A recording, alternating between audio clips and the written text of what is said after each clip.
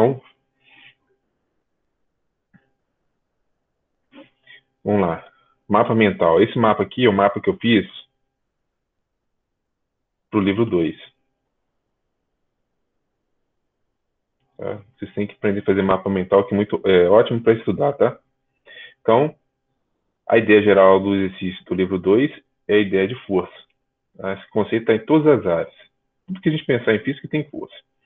Tem vários tipos de força. Tem forças mecânicas, forças elétricas, forças magnéticas, forças nucleares. No caso, a gente está pensando aqui, forças que são da mecânica. Força é uma interação, né? Todas as forças são interações. Depende de como você faz a interação, depende do tipo de força. Tem dois tipos de interação mais básicos que a gente conhece agora. Que é aquela interação entre corpos e a interação entre um corpo e um campo. Fica gostoso, quentinho, mas se esquentar muito, esse aparelho ia queimar. Que droga. Eu tenho que tirar o solzinho aqui, que está me esquentando. O que é uma interação entre corpos? É uma força de contato. Força que corpo encosta no outro corpo, tá? Contato. As forças que estão dentro dessa classificação, que a gente conhece até agora, é normal, atrito, tensão e elástica. Qual é a característica de cada uma dessas quatro aí? Força normal. Não tem equação para força normal. Força normal você vai obter ela de forma indireta aplicando leis de Newton. Vou dar exemplo disso daqui a pouco, tá? Força de atrito. Força de atrito, como é que ela aparece? Ela tem duas formas que a gente vê. Aliás, tem três, né? Mas até agora a gente viu duas. Um é o atrito estático, o corpo está parado e alguém está tentando tirar ele do lugar. E outro é o atrito cinético. O corpo já está andando, arrastando, tem que ser arrastando, e então vai ter um atrito entre essas duas superfícies. A terceira forma seria o atrito com fluido, né? Atrito com ar, atrito com água, mas a gente não viu isso aí. Como que varia essas coisas? Qual que é a ideia? Atrito cinético, mais simples. A força do atrito cinético é constante, ela não varia de valor. Tá? Ela vai ter sempre o valor, força, igual ao coeficiente de atrito cinético, né? Ou coeficiente de atrito dinâmico. Dinâmico e cinético aqui são sinônimos, tá? Vezes o valor da força normal. E a força de atrito estático? Qual que é a pegadinha da força de atrito estático? Ela também tem essa forma, só muda o coeficiente, que passa a ser o coeficiente de atrito estático. Mas, o atrito cinético é constante. O atrito estático é variável, ele varia. Ele vai de zero até o valor da fórmula. Então, a fórmula, no caso do atrito cinético, calcula o valor da força sempre. No caso do atrito estático, ele só calcula o valor máximo, o maior valor. Antes desse valor máximo aí, como é que vai ser? Primeira lei de Newton. O cara está parado, a soma das forças é zero. Se você fez uma força no corpo de 2 newtons e ele não saiu do lugar, então a força de atrito estático é 2, do lado contrário. Se aumentou para 8 e ele continua não saindo do lugar, a força de atrito estático é 8. Se fez 10, ele começou a sair do lugar, então o máximo era 10. Parou aí. Certo? Ela varia, ela aumenta até o valor máximo. Aí está a relação. Então, o que acontece? Quando eu comparo as duas forças de atrito, eu vou comparar o quê? O valor máximo do estático com o cinético. O valor máximo do estático sempre é maior que o cinético. O máximo do estático. O máximo do estático é que é maior que o cinético. Tá ok? Porque o coeficiente de atrito cinético ou dinâmico é menor que o coeficiente de atrito estático. Tem até um grafiquinho aqui, ó, para a gente poder ver isso. Então, o que que tem, olha? Essa linha aqui, ó, força de atrito cinético. Essa linha aqui, força de atrito estático. Aqui é onde ocorre, né? Esse ponto aqui é a força aplicada. Estou fazendo a força F. Eu fiz 0, eu fiz 2, eu fiz 8, eu fiz... Vai aumentando, até chegar na força máxima. O que que acontece? Enquanto eu vou aumentando a força que eu estou aplicando, a força de atrito estática vai aumentando, tá vendo? Ela vai aumentando. O cara não saiu do lugar. Vai aumentando. Até chegar nesse ponto. Esse ponto aqui Não liguei a caneta. Tive que reiniciar o computador, não liguei. Não usei. Caneta, cadê você? Preciso de ti para escrever. Que paródia boa, hein? Cara, tô bicho hoje. Tomei 3 quilos de café porque o dia de revisão é brutal. Cara tem que ligar 220 e seguir. Só quem consegue parar o professor no dia de revisão é o aluno com pergunta, cara. Aí é o seguinte, olha, essa fórmula aqui, ó.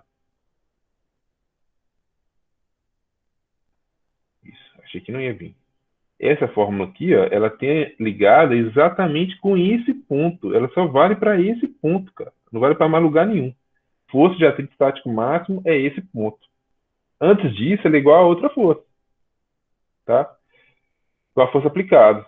E você vai ter, sei lá, é um bloquinho? Vamos dizer, é um bloquinho.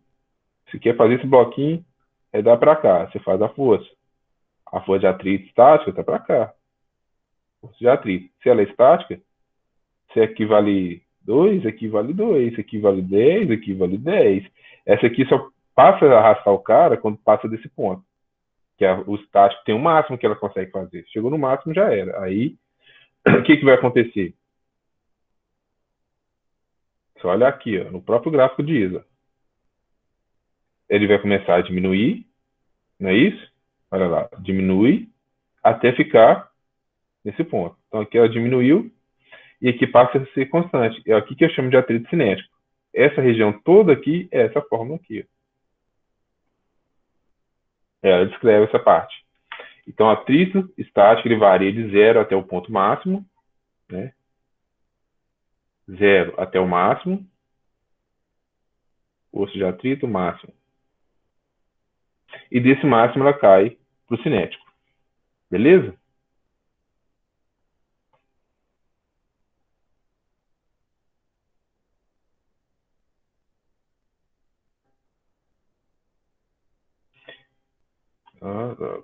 Selecionou o gráfico e solta. Não, trazer. Aqui, ó, isso. Agora dá o zoom. Eu estava tentando voltar para a visão geralzona. Aí o que acontece? Próxima força de contato, força de tensão. Força de tensão não tem equação própria. Né? Ela tem o mesmo estilo lá da força normal. Qual que é a diferença de força normal e força de tensão? Tem gente que acha que é a mesma coisa, não é não. Quando eu falo em força normal, eu tenho uma superfície, tá? E aí essa superfície, alguma coisa força a superfície, empurra, puxa, chuta, sei lá, uma parede, por exemplo. Aí essa superfície reage, essa reação da superfície é chamada de força normal, tá? Aqui, ó, se você pegar em relação ao plano, ela faz quantos graus? 90. Essa palavra normal não é o normal de anormal, essas coisas não. Normal, nesse caso aqui, ó, é um termo geométrico. Ele é parecido com a ideia de perpendicular. Por que, que não é igual ao perpendicular? Se uma coisa é perpendicular, ela é perpendicular, é uma reta, reta com reta.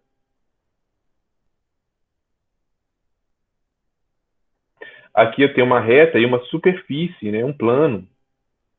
E aí eu não uso perpendicular, eu uso normal. Que isso aqui quer dizer que ele é perpendicular a todas as retas que estão no plano. Tá? Isso vem nada matemático. Então, se eu usar normal aqui, é a mesma coisa, você pode pensar assim. Normal e perpendicular é parecido. Pode pensar igual. Pode pensar. Por enquanto dá. Depois, o professor de matemática, se ele precisar, ele conserta isso aqui. E o que tem a ver com a força de tensão? Onde que tem a tensão? Toda vez que você for ouvir falar de tensão, você está falando de quê? Fio, cabo, corda, corrente,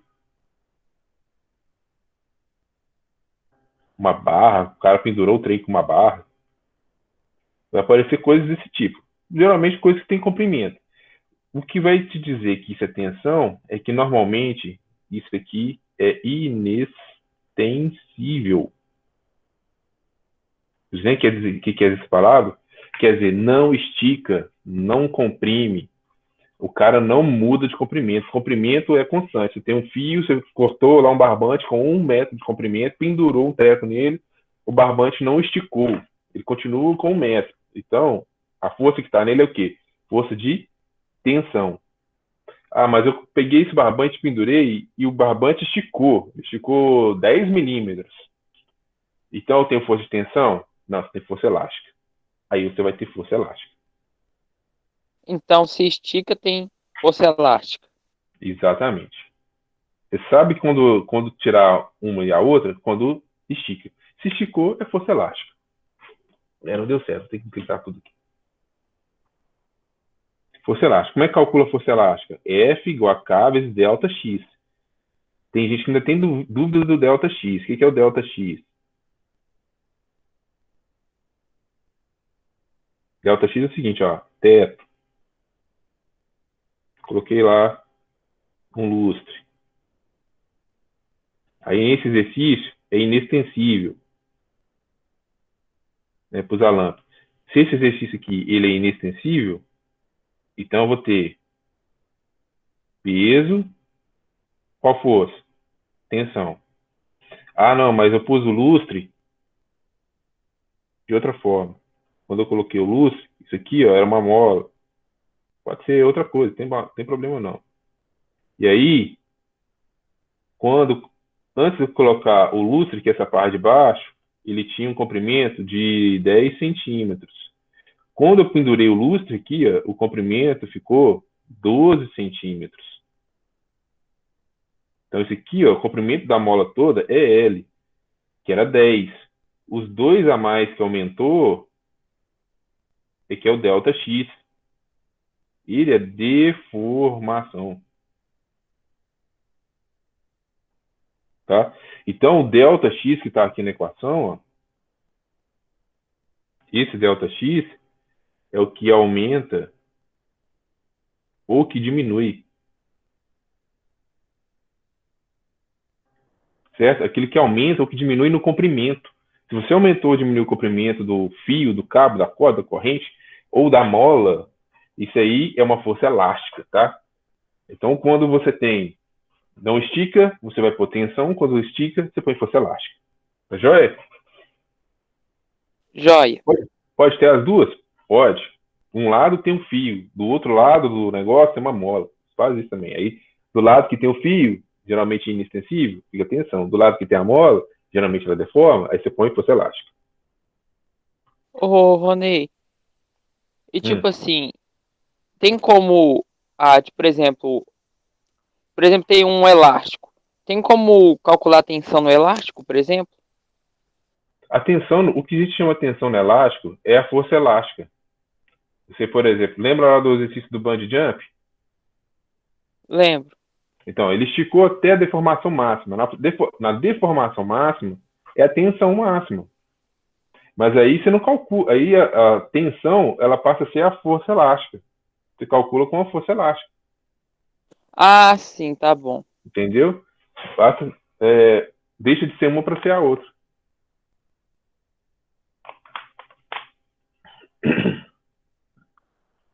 Agora, tem outro tipo de interação aqui de corpo com campo. Essa força ela atua à distância, de longe. Essa a gente só conhece uma, que é a força gravitacional, que é a força peso.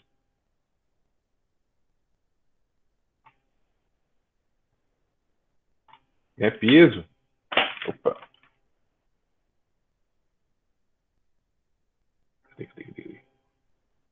Eu vou colocar essa forma aqui, ó. Assim, ó, força, massa grande, não, peraí. Constante gravitacional, massa do corpo maior, massa do corpo menor, dividido pela distância entre os dois ao quadrado. Atenção à relação com a distância. Eles gostam dessa relação com a distância quando tem forma, visualmente quando tem quadrado, que a força é proporcional ao inverso do quadrado.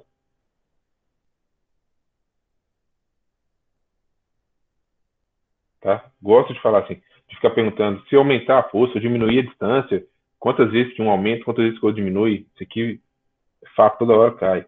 Outra relação que muita gente esquece no meio do caminho, quando você usa a segunda lei de Newton, segunda lei, Você fala o seguinte, ó.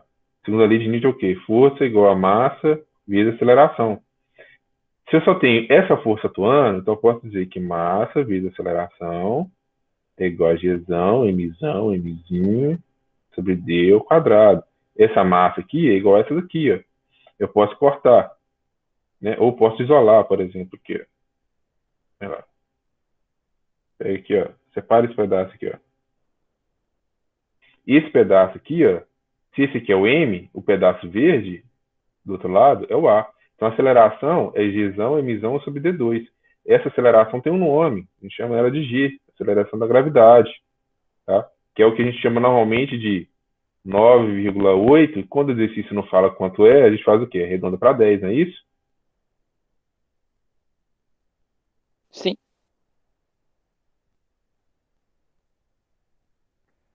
Arredonda para 10. Então, ela vem daqui. Por isso que normalmente a gente faz o quê? Fala que peso é igual a massa vezes aceleração da gravidade. Ou seja, eu estou pegando essa fórmula aqui, grandona, e simplificando para essa. Professor, quando que eu uso a bitela e quando que eu uso a pequena? Você usa a pequena sempre e a bitela quando essa distância fica muito grande. Pensa que que é o planeta, cara. Isso aqui tem quase 7 mil, 6,8 quilômetros. Não, 6,8 quilômetros, 6,8 mil quilômetros. Eu vou pôr aqui aproximadamente. É aproximadamente 7 mil, tá? É muito quilômetro, tá? Se você subir 10 metros, não vai nada. É nada dentro da distância. Então você tem que subir muito, subir tipo um Everest para cima, alguma coisa. Então se a altura sua H fica muito grande, aí não dá para usar P igual a mg bem, você vai ter que usar qual? Essa daqui, ó. F igual a Gzão mzão sobre D2. Porque o valor da aceleração vai caindo. Quanto mais alto você fica, que é o D ao quadrado, olha. Quanto mais alto você fica, menor vai ser o valor do G. O G diminui com a altura. Então saber isso é importante. Não quer dizer que vai fazer conta, mas tem que saber que é isso, que funciona desse jeito.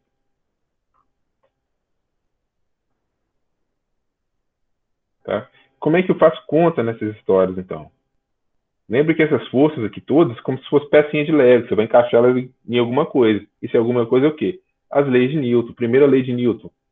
Se o corpo está em equilíbrio, a soma das forças é zero. O que é o corpo está em equilíbrio? O que é o corpo está em equilíbrio? Ó, primeira lei de Newton. Resultante, calcular a soma de vetores. Soma das forças é igual a zero si. Aí, olha só. Chave de equilíbrio. Velocidade constante. O corpo está parado. Tudo que indica que a velocidade não mude quer dizer equilíbrio. Tá? Se a velocidade muda, né, e tem uma aceleração diferente de zero, a velocidade muda, aí a história muda. Aí já não é a primeira lei, é a segunda lei, que eu falei ali agora, né? Massa vezes aceleração. Então, como é que você vai fazer a conta das coisas? Você tem duas direções. Uma que a gente chama de y, vertical, ou normal. Tá? A gente chama de x, horizontal, ou tangencial. Normal e tangencial é quando você sai do vertical e horizontal, que geralmente aparece mais. Aonde que está a tangencial? Basta você olhar para onde está o ΔS. Né? Para onde ele está deslocando, para onde ele está indo. A tangencial está na mesma direção de onde ele está indo. E a normal vai estar perpendicular a ela. Então aqui vai estar a normal e aqui vai estar a tangencial. Tá? Para você ter essa referência. Referência de direção, em geral, é com horizontal. Aqui seria a referência e aqui seria o vetor. Em geral, é com horizontal. Mas pode vir com a vertical? Pode. Você tem que ficar esperto para inverter seno e cosseno. Tá? Você tem que, você formou um triângulo, esse lado é cosseno, esse lado é seno. E aqui é hipotenusa. Tá? Então decora aqui, ó. O que fecha o ângulo é seno, o que está junto do ângulo é cosseno. Se você souber isso, você não erra mais. Não erra mais. E se sobrar um tempinho aqui, nós vamos voltar nessa parte do vetor ali. Vou terminar só o conceito aqui, ó. Isso é coisa rápida. Coisa que deve cair também. Ah, tá. Estou acabando aqui nesse pedaço. Né? Por exemplo, tem um carro. Pós-roda aqui. Carro. Pi, pló. Tá. E tem um patinho aqui.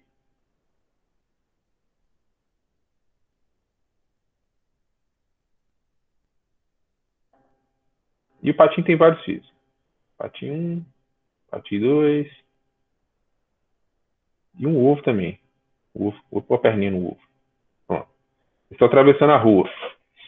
Você não quer matar os bichinhos, o que você faz? Pé no freio. E aí, como é que fica as forças aqui? Você tem piso para baixo, normal para cima. Você pisou no freio com força de atrito aqui, ó. Você pisou com força, esqueceu tanto até de pisar na embreagem para o carro não parar de funcionar o motor. Então ainda tem uma força do motor aqui ainda. Tem 4 forças, tá? Aí o que acontece? Direção normal, vertical, é essa aqui, ó. Perpendicular ao deslocamento. Como é que eu faço a equação da vertical? Lembra do referencial, ó. Positivo, positivo, negativo, negativo.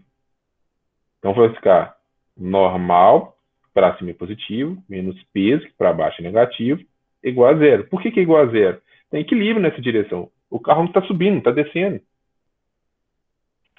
Aí eu vou saber daqui, por exemplo, que é normal igual a peso. É assim que eu calculo a normal.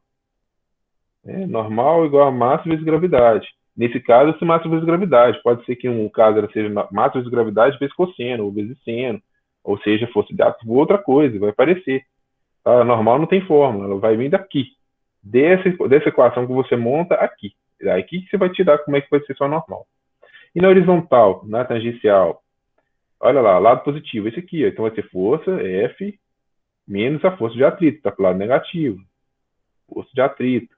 Isso vai ser zero? Não, porque se ele está freando, pensa bem, lembra da energia cinética que a gente viu agora, ele vai ter uma velocidade aqui no começo maior, lá perto dos patinhos vai ser menor. Então aqui vai ser V final, aqui V inicial. Essa velocidade diminui aqui na hora que está freando. Essa velocidade diminui, então não está em equilíbrio. Ele está como? Segundo a lei de Newton aqui, ó. Então vai ser massa do carro vezes aceleração. Então quando a velocidade muda, massa vezes aceleração. Quando a velocidade não muda, igual a zero. E o resto das forças segue referencial. Daqui você vai monta a sua segunda equação. E faz sistema ou não, depende do que precisar. Isso vem lá primeira, segunda, terceira lei de Newton. É onde que vai ter. Esse vai ser o cálculo mais difícil que tiver e olha lá se tiver. Tá? Não estou falando que não vai ter porque eu não sei, não vi a prova. Outra coisa importante que vai cair, trabalho. Está relacionado com força também, trabalho. Né? Tem duas situações de cálculo de trabalho. Você tem força que é constante. Quando a força é constante, uma dica para saber se a força é constante. Ou ele vai falar força constante, ou ele vai falar aceleração é constante. Os dois casos é força constante. Aí é o caso que você pode usar a equação. Força vezes deslocamento vezes coeficiente θ. Tá? Lembrando que para esse ângulo θ aí, ó, ângulo θ. Se o ângulo θ tiver entre 0 e 90 graus, esse trabalho vai ser o quê? Trabalho vai ser positivo. Tá? Porque aqui vai dar entre 0 e 1. Vai ser maior que 0 e menor que 1. Se o trabalho for exatamente 90 graus, faltou o grau aqui. Esse trabalho é zero.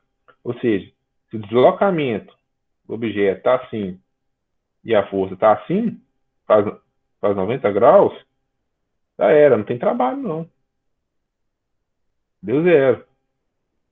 Deu zero, não tem.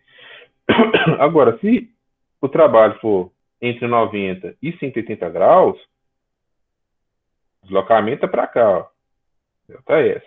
E a força está indo para trás. A tendência dela é ir para trás. Por exemplo, força de atrito sempre vai ser 180 graus. Vai ser mais que, não vai ser nem entre 90 e 180, ela é 180. Toda vez que a força está atrapalhando, aí é negativo. Negativo, porque está tirando energia. Esse aqui dá energia, esse aqui tira energia.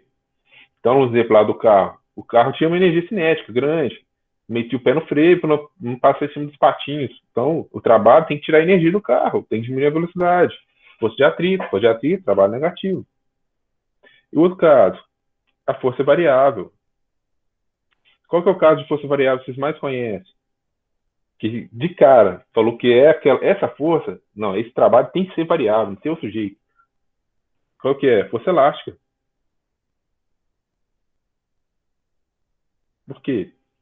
Se F é igual a K vezes delta X, se eu deformar mais a mola, cada vez que eu mexer na mola, eu tenho que mexer na força. Então a força não fica constante. Então toda vez que a força é elástica, eu tenho que calcular o quê? A área. Então, ou ele vai falar que é essa, ou ele vai te dar alguma coisa de gráfico. Quais são os 3 tipos de gráfico que caem para cálculo de área no ensino médio, tá? Não é só para essa matéria, para todas. É o seguinte, estou falando aqui de física, tá, gente? Estou falando de matemática, não. Matemática cai um zilhão de tipos de gráfico. Como é que vai ser? Você vai ter um gráfico, né? XY, e o gráfico dá assim, ó. Isso aqui forma o quê? Triângulo. Cálculo da área do triângulo, base vezes a altura sobre 2. Você tem um gráfico assim, ó, e, por exemplo, da força constante, que seria esse aqui, ó, fica desse jeito. O que você tem aqui? Retângulo, base vezes a altura. Aí, o que, que eles fazem? Se quiser complicar. Mas o que eles fazem é colocar uma parte que sobe e assim. Ou muda esse formato. De qualquer forma, vai dar o quê? Trapézio. Trapézio é base maior vezes base menor. A aparência aqui, ó. Aqui é mais. Vezes a altura sobre 2. Cálculo de área vai ser isso. Tá? Ah, trabalho de força resultante. Eu tenho uma força para cá, uma força para cá, uma força para cá, uma força para cá, uma força para cá. Aí a pergunta lá tem aqui, ó, F1, F2, F3, F4, F5. E a pergunta é qual que é o trabalho? E aí ele te deu trabalho 1, trabalho 2, ele te deu o valor, trabalho 3, né, etc. Basta somar os trabalhos. Vai ser o trabalho 1 mais trabalho 2 mais trabalho 3 e até acabar. Trabalho não é vetor, trabalho não precisa de fazer essas contas. Aonde que some a parte que é vetor, que é trabalho depende da fonte, que some isso? Onde que desaparece? Aqui, ó. Na hora que você calculou o cosseno. Acabou ali a parte vetor dele, tá? Que é a influência da força. Tranquilo aí, gente? Não, né? Mas aí é o que tem para hoje. Vamos ver aqui ó, uma outra coisa. Ah, tem um outro assunto aqui importante. Um assunto importante que vai cair, se vai cair, vai cair. Ele é pequenininho, tá lá no final, mas ele é importante pra caramba. Qual que é?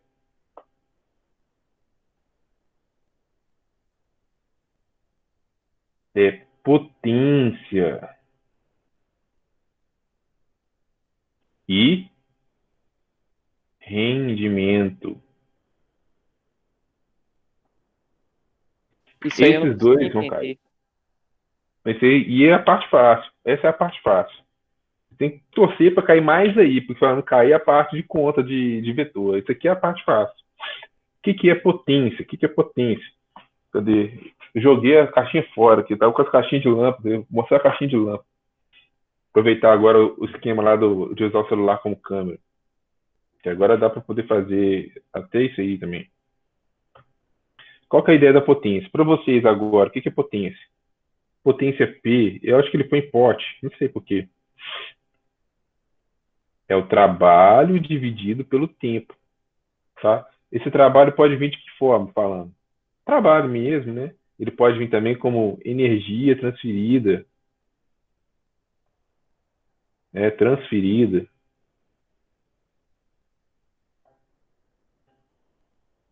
energia transformada, A gente viu lá agora, eu transformei energia cinética em energia potencial, potencial em energia cinética. Tudo que tem a ver, esse trabalho aqui em cima, esse trabalho, ele precisa ser trabalho, pode ser variação da energia, tá? E trabalho e variação da energia é a mesma coisa. Toda vez que falar assim, ó, um tanto de energia num certo tempo, potência. Potência. Você está calculando quanto que acontece daquilo por segundo. Então você pega lá uma lâmpada, né? Você compra a lâmpada lá, aí vem lá assim, ó, é, 9 watts. O que quer dizer? O que quer dizer? Que a cada um segundo aquela lâmpada consegue transformar 9 joules de energia elétrica em energia luminosa, porque lâmpada tem que acender.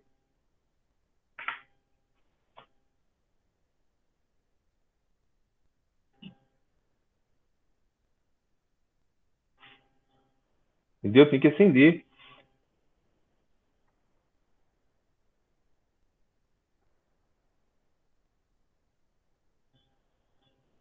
Ô, gente, eu vou pedir para vocês, não coloca, não dá o link para os outros, não, porque esse cara entrou aí, porque alguém passou o link. E começa a falar besteira aqui na aula, atrapalhando a gente. Passa o link só para quem é da sala, para ficar atrapalhando as coisas. Quebra o raciocínio. Nós estamos aqui na revisão para a prova, o povo vai lá dar link para os outros ficarem enchendo o raio do saco.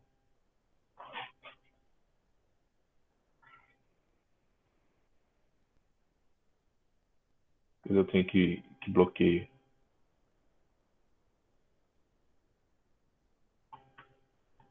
Isso que eu já ouvi falar de outras unidades, por exemplo, o cara ainda, além de entrar a falar besteira, ele consegue apresentar e ficar mostrando pornografia, esse negócio. Terrível. Então vamos continuar a nossa vida. E ele não vai fazer prova, nós vamos fazer prova. Entendeu a ideia? Então potência é isso. Energia por tempo. Pegou a energia, dividiu pelo tempo, você sabe a potência. Tá? Potência é parecido com velocidade, só que velocidade fala de quantos metros eu ando a cada segundo. Potência é quantos joules eu gasto de energia a cada segundo. Por falar em gasto, rendimento. Rendimento dado. Vocês conhecem ele, por enquanto, né? Assim, ó. Rendimento, com essa letra grega, chama eta. Ele chama lá de potência útil, por potência gasta, sei lá. Tanto faz. Nossa, gente, eu coloquei útil com U no final. Até ontem era com U, com L. Tá? Então, o que acontece? Para entender a grandeza do rendimento, para entender esse negócio, fica fácil. Rendimento não é só de potência. Rendimento você pode colocar qualquer grandeza, qualquer situação da sua vida, você pode colocar o rendimento. Você pode colocar para fazer uma faxina. Se você pensar, cabe rendimento, de tão útil que é o negócio. Qual que é a ideia do rendimento? Útil quer dizer que você tem um objetivo. Né? E o gasto, o que foi gasto? Foi um esforço que você fez para fazer aquele objetivo.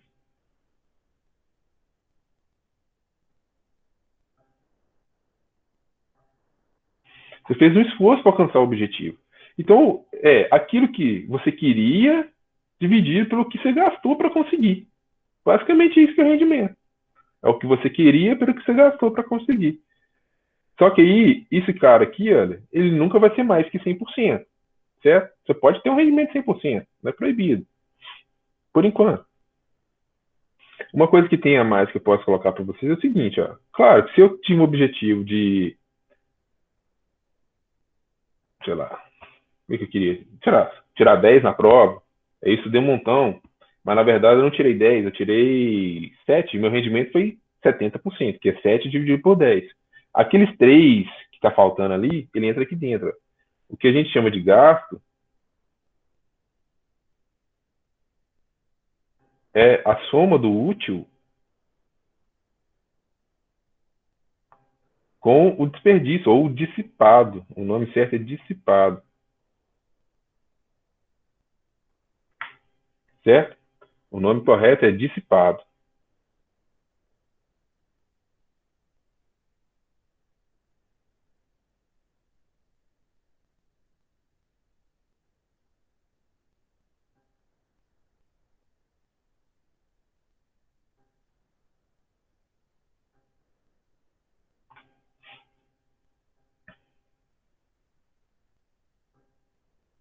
É isso. Aí, olha só, vamos fazer aqui agora, deixa eu pegar aqui.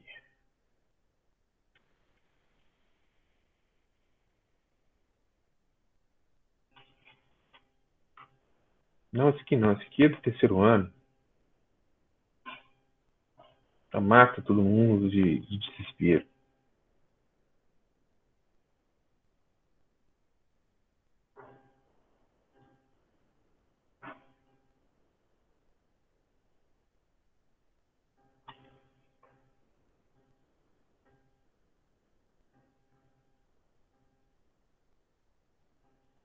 Então tá aqui, ó. Aqui tem essa parte que eu falei agora, né, do útil dissipado, mas eu quero essa parte desse cara, sobre vetor. Não sei como é que isso vai ser cobrado lá, mas a gente tem que ter uma noção. O que é vetor?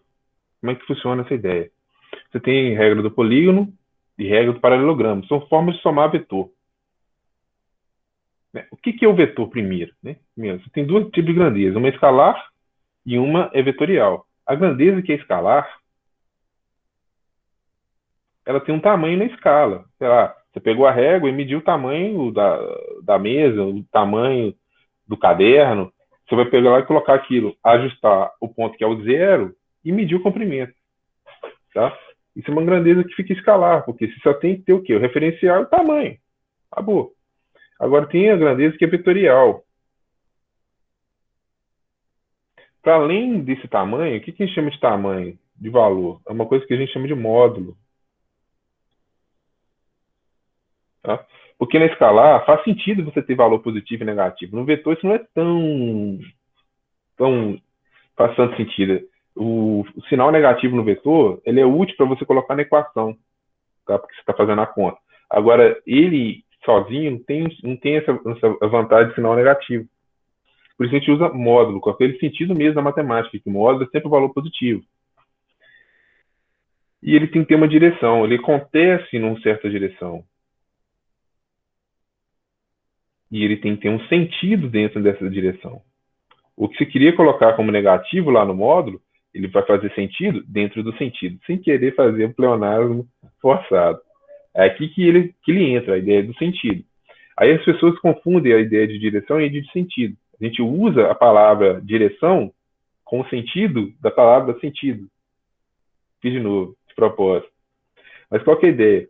Olha, eu quero ir para tal lugar. Para onde que eu vou? Você vai nesse sentido, aí a pessoa aponta. Tá? Quando você está falando isso, dando a direção e o sentido, né? Por quê? O que é direção? Ó, essa retona aqui, ó, isso é uma direção, certo?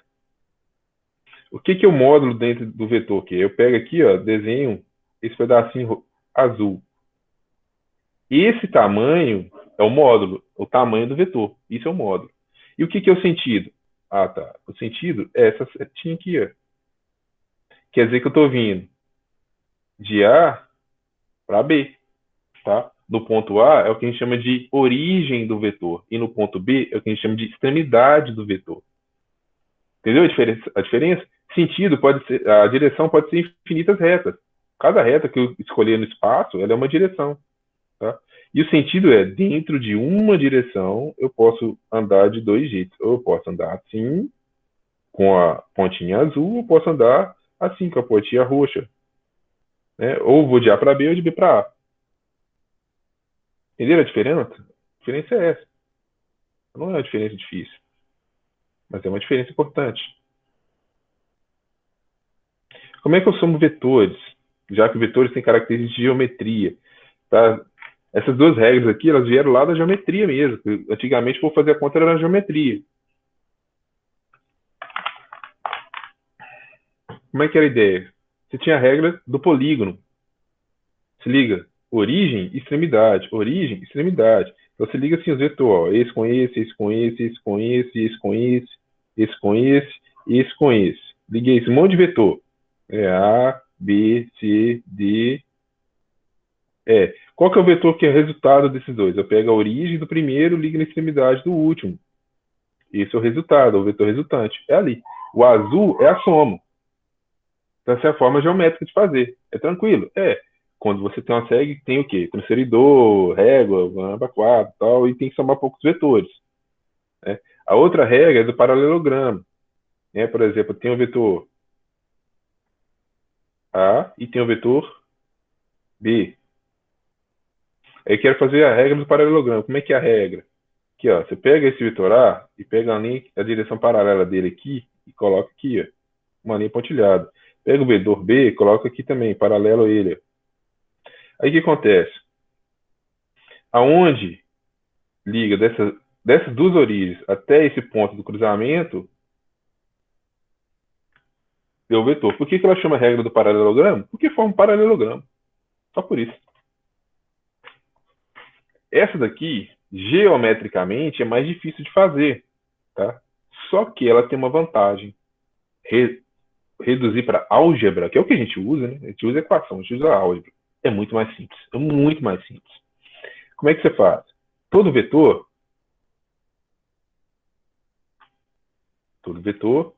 ele tem que ter um referencial. Referencial x, y e o vetor aqui, ó, v.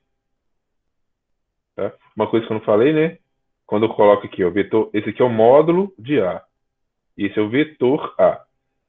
É setinha em cima da letra, quer dizer que é o vetor. Quando não tem a setinha, é só o valor do vetor. Aqui tem meu vetor A. Vou colocar ele assim, ó, A. Aí o que acontece? Dá um zoom, dá um zoom, dá um zoom. Quando você desce aqui, da pontinha do vetor até aqui, ó, você tem esse ponto, é uma componente que você chama de AX. E nesse ponto para cá, é uma componente que você chama AY. Então, a x e a y é aquela coisa aqui, ó.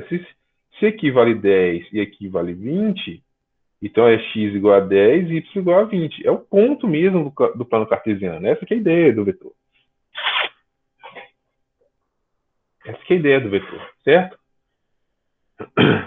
Se você pegar esses vetores aqui, A e B, e conseguir quebrar ele nas componentes, você vai ter uma vantagem. Então, vou colocar mais um vetor aqui, ó. Eu vou colocar esse vetor assim, ó. Eu vou nem colocar ele no zero. Então, olha só. Onde está a componente desse vetor aqui que eu vou chamar de B? Ela começa aqui e segue até aqui, ó. Percebe que a componente é como se fosse uma sombra? Ela é como se fosse uma sombra. E onde que está a componente do vetor y dele aqui? Está aqui, ó. Então aqui vai ser by e ele bx. Para eu fazer a soma dos dois, primeiro eu faço o quê? Eu vou ter aquele grandão, que é o R, né? Que é a soma. O resultado x vai ser ax mais bx. E o resultado y vai ser by mais a... Que droga, sou. AY mais by. E ainda assim não saiu y. Certo? Então, se eu tiver 10 vetores, né, eu somo os 10x do primeiro, depois somo os 10y do segundo. Depois que eu tiver o resultado de todos os x, o resultado de todos os y, eu vou Pitágoras. Meu resultado vai ser x ao quadrado mais y ao quadrado. Tira a raiz. Isso fica infinitamente mais fácil. Eu nem tenho coragem de fazer uma dessa aqui algebricamente, porque acho que eu levaria um ano todo para poder fazer a conta e mostrar como realmente é mais fácil. Beleza? Acho que era isso aí. Ver as aulas lá que eu falei que eu coloquei aula sobre o Globo da Morte, coloquei aula sobre, acho que elevador. Ver esses negócios separados, porque é importante, gente. Eu tô apostando em elevador, rendimento, potência, trabalho da força-peso e Globo da Morte para essa prova. Tá? Eu não vi a prova, não sei o que caiu, mas eu estou apostando nisso aí. Então, dá uma olhada naquelas que eu coloquei lá, não tem que entregar nada, só pegar e ver. Beleza? Abraço para todo mundo. Tudo de bom. Tchau, Rony. Até.